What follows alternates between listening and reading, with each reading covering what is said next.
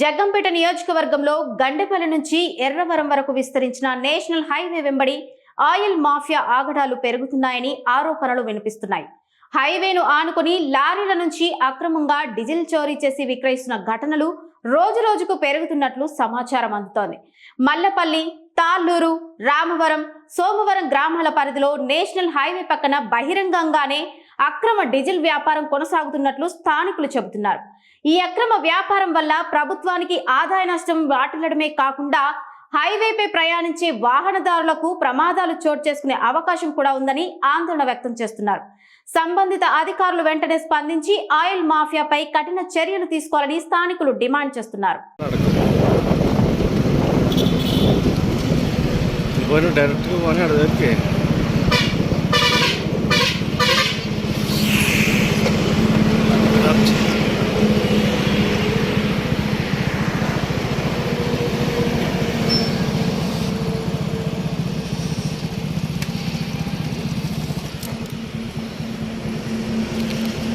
ఎలాగా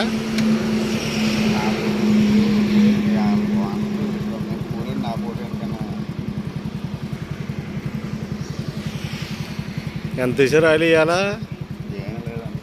ఏ బళ్ళు ఏం రాలేదా?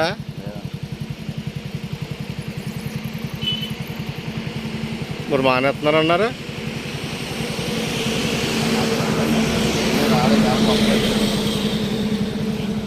మీకు తెలియదండి. మీకు మీకేం తెలుసు? నాకు అర్థం అవుదా? ఆయిల్ తీయటం ఒకటే తెలుసా మీకు?